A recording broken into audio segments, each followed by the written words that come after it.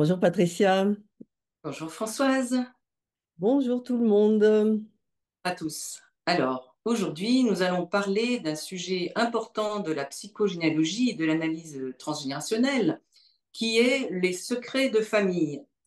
Donc, c'est un petit peu les cadeaux empoisonnés, souvent de l'arbre généalogique, ce secret de famille. Parce que, en fait, nous sommes tous imprégnés par des héritages divers, certains qui sont connus, mais d'autres qui sont inaccessibles. Pourquoi le sont-ils? Parce qu'il y a eu souvent un trauma, c'est-à-dire un coup porté dans la réalité de l'arbre et qui n'a pas été accepté et métabolisé par le système familial. Donc, en préalable, je souhaite distinguer les secrets qui sont normaux, qui sont même bénéfiques.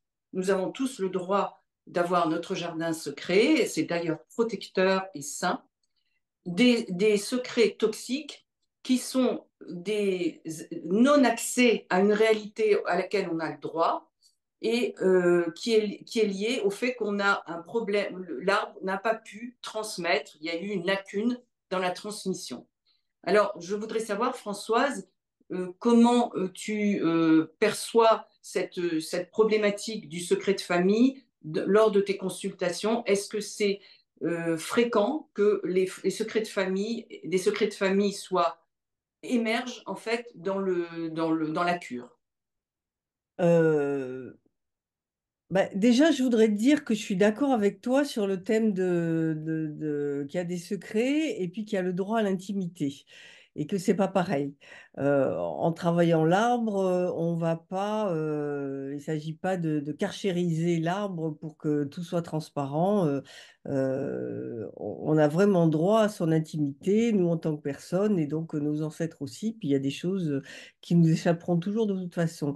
Effectivement, on parle de secret quand il y a quelque chose qui pèse sur le descendant et qui l'encombre et qui ne s'est pas verbalisé, quoi. Il y a un malaise diffus, il y a des angoisses, mais tout ça n'est pas lié à une situation précise, ou alors les angoisses, elles peuvent très facilement changer d'objet, de support.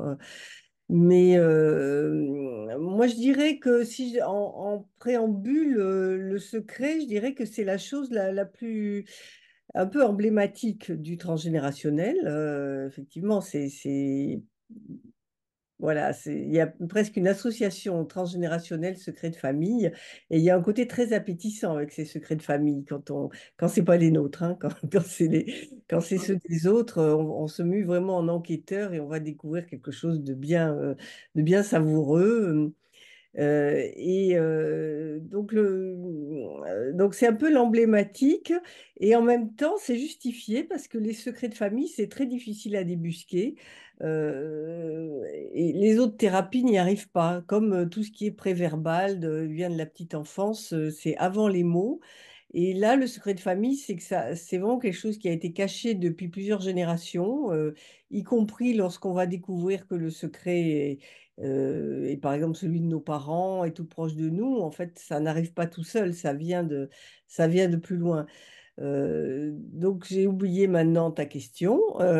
Non, simplement, de nombreux secrets de famille vont surgir dans le cadre des thérapies que tu fais? Est-ce que tu as pu permettre à un consultant d'accéder à un secret de famille dans ta pratique? Je dirais qu'ils surgissent pas, tu vois, ils sont cachés, justement. Donc, effectivement, quand je reçois quelqu'un qui a un malaise et des angoisses, euh, je commence par travailler l'arbre avec lui pour comprendre la dynamique de sa famille, pour comprendre un peu qu'est-ce que ça peut être. Et c'est au bout d'un moment, quand ça n'apparaît pas, que effectivement, on s'oriente vers la piste du secret et on s'y oriente en fait en analysant l'arbre. On voit qu'il y a une branche où il y a beaucoup plus de distorsion graphique, où par exemple la personne s'est trompée, elle a mis les enfants dans l'ordre, non pas en les écrivant de droite à gauche, mais de gauche à droite. Elle relie par l'affiliation avec des chicanes plutôt qu'un trait droit. Bon, elle a toujours une très bonne une très bonne réponse, c'est parce qu'il n'y avait pas la place, c'est parce qu'elle a mal compris ce que je lui avais dit. Mais en tout cas, graphiquement, on voit qu'il y a des endroits où il y a comme ça beaucoup de distorsions, de ratures, d'inversions. Donc tout ça donne des indices sur ce qui peut, sur ce qui distord l'arbre. Et puis il y a aussi voilà, on traque le récit de la personne, on traque on traque quand même les personnalités dans l'arbre qui ont l'air un peu compliquées, la problématique de la personne dans sa structure. Voilà, on commence par faire des hypothèses, on finit par faire des hypothèses. Ah tiens, mais on ne sait pas bien lui pourquoi il n'est pas parti à la guerre. On ne sait pas elle de quoi elle a vécu pendant la guerre. Voilà, des choses comme ça, quoi. Il y a aussi les indices des familles où il y a le silence absolu. Et puis les familles où les gens parlent beaucoup, mais pour ne rien dire. Donc ça, quand on parle pour ne rien dire, c'est quand même qu'on veut cacher quelque chose, quoi. C'est comme dans les films d'espionnage où quand on veut cacher, on le met devant le nez. Donc là, parler beaucoup, ou alors avoir des récits très emblématiques, très héroïques, c'est trop beau pour être vrai. Et ça se Oui, vérifie à chaque fois. souvent, souvent le système familial a recréé à partir d'un trauma une réalité, un mythe familial qui va remplacer en fait l'événement dont on veut se débarrasser, hein. Oui. En fait, oui, je voulais revenir au début et donner une petite définition du secret transgénérationnel et comment il se fabrique. Ah, En fait, au départ, bon, je pense que tu en conviendras, c'est une lacune laissée par donc un secret dans l'inconscient des générations successives et qui va hanter sous forme de fantôme. Alors, en fait, on parle d'une crypte ou d'un caveau secret dans lequel, en fait, l'événement va continuer à vivre parce qu'on a cherché à s'en débarrasser. Par exemple, la première génération va considérer l'événement un viol, un suicide, un enfant mort dans des conditions insupportables. Donc cet événement, la première génération va le considérer comme innommable, pardon, indicible, c'est-à-dire on va se refuser à raconter l'événement pour conserver une belle façade sociale. Ensuite, la seconde génération va ressentir qu'il y a un malaise, mais va ne pas pouvoir le définir, donc ça va être indicible. Et la troisième génération va hériter d'un secret de famille toxique parce qu'il sera innommable, mais qu'il va continuer à suinter et il va produire des conséquences dans la vie des consultants. Alors, je ne sais pas si toi, tu en vois à l'œuvre, par exemple, un mal-être, une phobie, une difficulté, par exemple, une infertilité incompréhensible, etc. Je ne sais pas si bah, ça... là, ce que tu décrivais, c'était le phénomène de ce que j'appelle le fantôme, tu vois, c'est-à-dire une émotion qui a pas pu se dire et qui redescend comme ça d'inconscient à inconscient vers les descendants, la quatrième génération en général, ou davantage, et puis voilà, qui l'encombre. Moi, je dirais que le secret, il y a quelque chose de plus précis, c'est qu'il a toujours à voir avec la honte. Et la honte, elle change de nature suivant les époques. Il y a des choses, par exemple, l'homosexualité, c'était vraiment quelque chose de très honteux. Aujourd'hui, effectivement, ça se dit beaucoup plus, même si il y a encore des familles, bien sûr, et des cultures où c'est toujours honteux, c'est toujours indicible. Il y a des choses aussi comme l'avortement. On réalise plus aujourd'hui ce que ça a pu représenter, l'avortement. C'était les avorteuses, elles étaient quand même passibles de peine de mort, de l'échafaud. L'Église était contre, punissait les gens. Donc l'avortement, c'était très grave. Moi, je me rappelle de personnes que j'ai pu recevoir où on cherchait, au bout d'un moment, on s'est orienté vers le secret. Et puis, on a fléché sur une branche en particulier, puis une localisation dans le temps. Moi, je flèche toujours vers les arrière-grands-parents, quoi, au minimum. Et puis, on l'a mis en constellation et sorti une mémoire d'avortement. Et cette personne était très étonnée que quelque chose qui lui paraissait banal aujourd'hui, bon, même si la personne avait conscience que c'était quand même un acte grave, puisse avoir produit un tel tourment chez lui, puisque c'était un homme. Et donc, je lui ai rappelé ça. Et puis surtout, là où on vérifie si on a touché juste, c'est que les choses s'améliorent, tu vois. Voilà. Alors, le secret, il y a des gens qui arrivent, qui ont prescience d'avoir un secret, tu vois, qui disent, voilà, il y a un secret de famille, je sais pas très bien où. Il y a des gens qui n'en ont pas du tout prescience, tu vois, qui savent pas. Et j'ai revu il y a pas longtemps un film qui est sorti il y a une dizaine d'années qui s'appelle Le Secret avec Patrick Bruel. Et là, c'est une histoire d'un garçon qui est le second. Le premier a disparu pendant la Shoah. Et effectivement, il y a un énorme malaise des parents autour de ça parce que c'est pas si simple. Il n'a pas juste été emporté par la Shoah. Il y a eu quand même voilà, il y a eu tout un scénario autour de ça. Et le second garçon qui naît, il raconte toujours qu'il a le sentiment qu'il a un frère et au point de mettre un couvert pour lui à table, tu vois. Donc le malaise des parents et au bout de l'histoire, au bout du film, ça finit par se révéler, quoi. Donc il y a des gens, voilà, qui ont la préscience, mais souvent aussi les gens ne l'ont pas, tu vois. Et effectivement, tu parlais de recontextualiser, c'est intéressant parce qu'effectivement, tu parlais des avortements. Certaines de nos aïeules ont dû également être faiseuses d'anges aussi parce il fallait bien faire partir les embryons.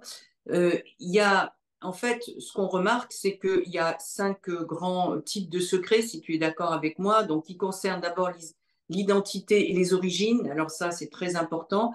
Ensuite, il y a tout ce qui est violence et inceste intrafamilial. Après, donc tout ce qui peut porter atteinte au mythe social de la famille, les faillites, tout ce qui est honteux, donc tu en parlais tout à l'heure, les conduites déviantes d'un aïeul, donc en lien avec la prison, etc.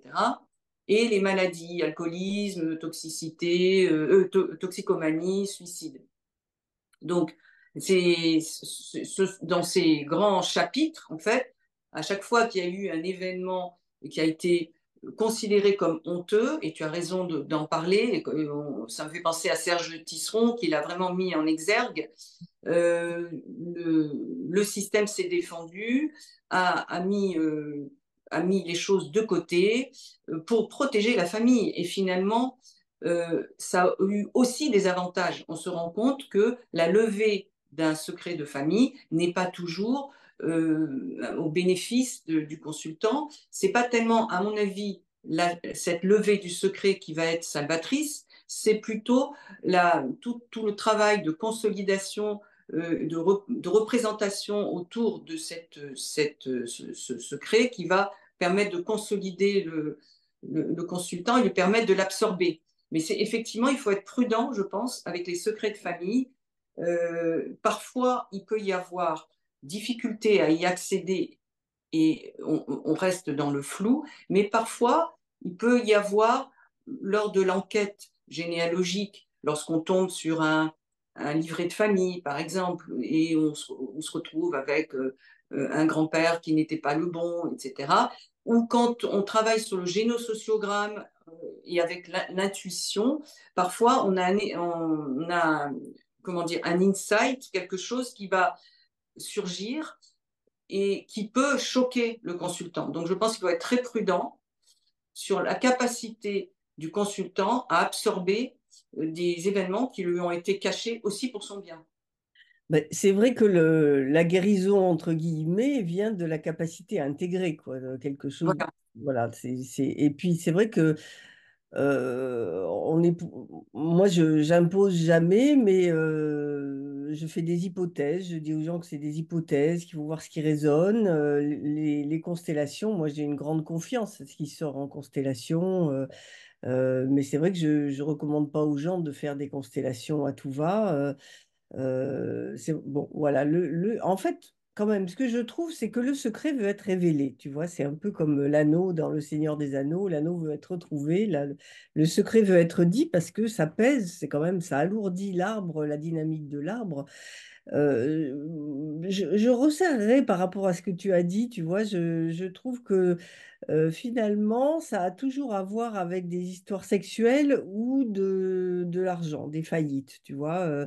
Les deux, de toute façon, le sexe et l'argent, la sexualité et l'argent ayant un rapport symbolique assez étroit.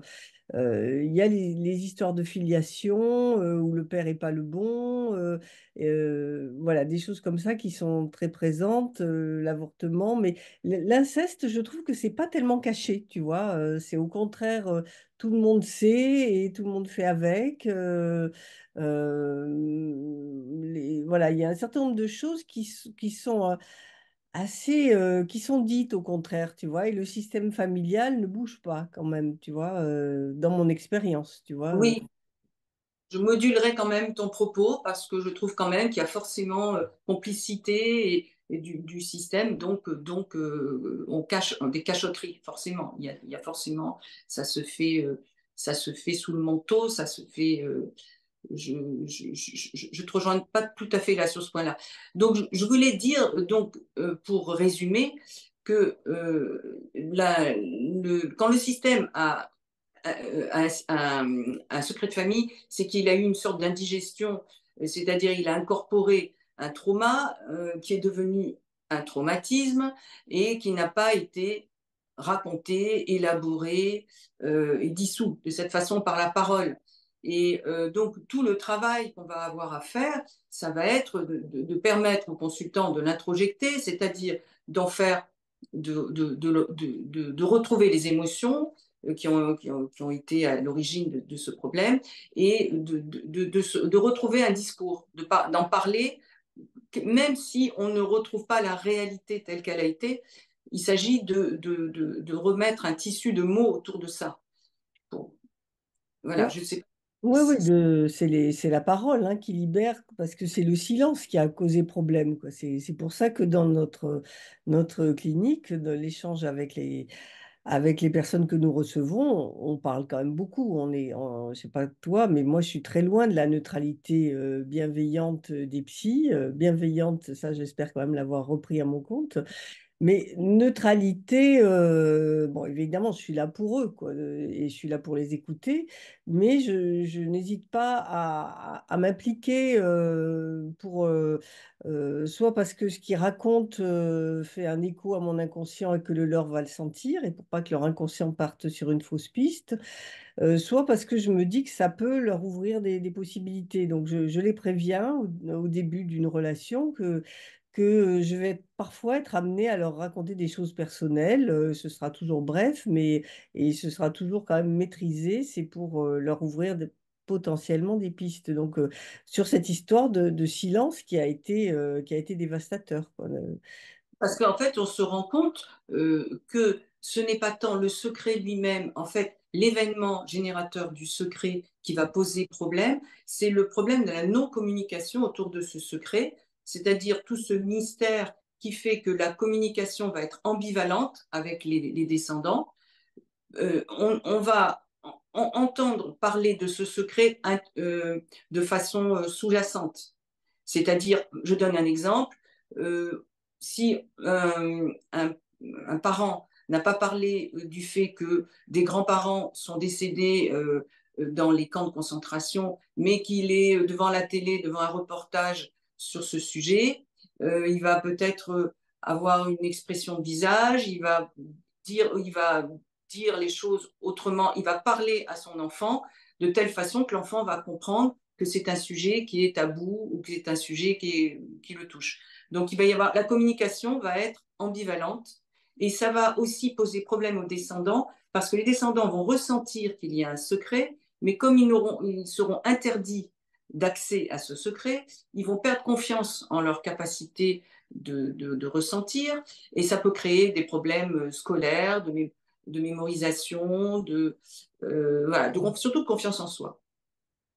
Oui, ça occupe, le secret, il prend beaucoup d'énergie, quoi. Il occupe psychiquement beaucoup de place et en même temps, c'est comme, si j'avais à le représenter, c'est comme un œuf blanc, une bulle où il n'y a rien dedans. Voilà, tu parlais, toi, de tous les petits signes infraverbaux de la communication non verbale. Effectivement, quand ça vient des parents ou des grands-parents ou des gens qui se sont connus, mais il y a aussi des secrets qui viennent de plus loin et dont on n'a plus aucune trace dans l'expression, quoi. Mais il y a plus que cette espèce de bulle blanche. Enfin, moi, je la visualise comme ça, qui est passée d'inconscient à inconscient et qui fait que psychiquement, on se retrouve avec des trous, des choses où il n'y a pas de mots, pas de représentation. Donc ça, c'est très anxiogène, d'où les pathologies chez les descendants, quoi. Il peut y avoir beaucoup de conséquences sur la confiance. Je parlais de confiance, mais aussi comment dire, il peut y avoir des peurs, des angoisses, des phobies, difficultés, insomnie. Les symptômes, les problématiques qui vont ensuite impacter les descendants sont très, très importantes. Oui. Donc, c'est intéressant quand même de s'attaquer à ce sujet. Donc, je te remercie, Françoise, pour cet échange. Est-ce que tu voudrais ajouter quelque chose? Oui, je voudrais ajouter quelque chose sur le fait que le secret, il suinte quand même, tu vois, dans toutes les choses qu'on fait sans se rendre compte, quoi. Voilà, je pensais à quelqu'un qui avait un père biologique qui venait d'Europe centrale, tu vois, et qui n'arrêtait pas de faire des voyages en Europe centrale, en contournant le pays dont il s'est avéré être d'origine, quoi. Donc la famille regardait ça sans doute terrifiée, parce que là, c'était pas un secret très ancien. Mais ce secret lui-même, du père biologique qui n'était pas le bon, était déjà comment dire, une transmission générationnelle qu'on retrouvait sur plusieurs générations, quoi. Donc, tu vois, il y a des choses comme ça où voilà, je considère que le secret suinte en permanence. Mais comme on n'est pas dans une relation où on voit les gens comme un psychanalyste deux, trois fois par semaine ou une fois par semaine, quelque part, on rentre pas dans leur intimité. Les gens, ils nous racontent ce qu'ils veulent bien, ce qu'ils ont. Donc souvent, tout d'un coup, on se dit, je leur dis, mais là, vous voyez, c'est insignifiant ce que vous me racontez. Donc, quelque part, moi, j'ai le sentiment que je ne connais pas beaucoup les gens que je reçois, même quand ça dure longtemps, parce on reste à un certain niveau qui est peut-être un niveau très profond, en fait, celui d'inconscient à inconscient, mais que voilà, j'enjoins les gens à faire attention à comment ils vivent, à tout ce qui peut leur paraître étrange, bizarre, qu'on leur a renvoyé comme ça, parce qu'en fait, le secret, il veut être révélé, quoi. Oui, et je voulais aussi ajouter que le secret, la présence d'un secret peut être aussi intéressant, fertile pour la création, la création artistique. Notamment, il y a l'exemple très connu de Hergé qui, à travers Tintin, a mené sa quête des origines et par exemple, Serge Tisseron pointait le fait que Tintin est un petit peu le représentant de la partie positive du descendant qui va se mettre en quête, en recherche donc, des indices. Haddock va représenter plutôt la part négative, dépressive, et Tournesol un peu la part hors sol, autiste, coupé du réel. Donc, nos secrets, finalement, d'abord, on peut aller les rechercher, c'est assez excitant hein, de faire cette enquête. Et puis, on peut considérer aussi qu'ils nous aident aussi à être qui nous sommes et à être plus créatifs dans le monde parce qu'on est obligé d'aller surmonter, les rechercher et puis comment dire, les transmuter. Oui, il y a un certain nombre de témoignages. Il y a aussi le livre qu'a fait Gérard Garouste, qui est un grand peintre français, où voilà, il a mis à jour un secret de famille important entre là, ça remontait à plus loin, c'était le quatre générations, l'arrière-grand-mère qui était en fait qui passait pour la sœur, mais qui était en fait la mère. Voilà, la littérature aussi, que tu parlais du travail qu'a fait Serge Tisseron à partir de Tintin, qui pour moi, a vraiment été mon entrée dans le transgénérationnel et vraiment quelque chose d'important. En plus, j'étais vraiment tintanophile depuis longtemps. Mais je pensais aussi au travail qu'a fait Delphine de Vigan, justement, où elle a révélé un secret de famille dans un de ses premiers livres. Je crois que c'est Nous s'oppose à la nuit. Et elle en a écrit un second pour dire à quel point sa famille avait mal vécu, qu'elle révèle le secret de famille, ou peut-être qu'elle se donne une certaine place de visibilité, comme si elle tirait la couverture à elle. Voilà. En tout cas, elle raconte bien que le système familial a réagi à ça, quoi, en n'étant pas Mais content en apparence. et c'est vrai que même quand on n'est pas auteur, quand on réceptionne un secret, on ne le fait pas d'une façon passive. Personne ne le fait de façon passive en restituant à la génération d'après la même chose. Chaque personne va être créatif à sa façon, en fonction de sa représentation du monde, de son caractère, et va modifier cette patate chaude peut-être, mais peut-être elle sera un peu moins chaude pour la génération d'après. Bon, voilà. Mais sauf qu'elle serait active, quoi. Moi, ce que je vois, c'est qu'un secret ancien, en fait, quand on va le chercher très haut dans l'arbre, en fait, il est tout prêt, il s'est régénéré, quoi. Parce que l'énergie est toujours là, c'est juste le mot d'ordre qui a perdu de sa force, quoi. Oui, Donc, parce que je crois que sur 3 générations, donc il s'amplifie et puis mm. après, normalement, il se dissout, mais il peut se réactiver en fonction d'événements nouveaux qui vont faire écho. Ouais, Si, oui, si. moi, je vois qu'il se réactive, qu'il est toujours là et que attends, j'avais encore quelque chose à dire là-dessus, mais bon, peut-être on a déjà beaucoup dit. Sujet. Mm. Écoute, merci Françoise, et puis merci également de mettre un pouce bleu si vous avez été intéressé par nos échanges. Et puis à très bientôt. Oui, et puis abonnez-vous, ça nous permet Abonnez-vous. d'avoir de la visibilité et de continuer. À bientôt. À bientôt.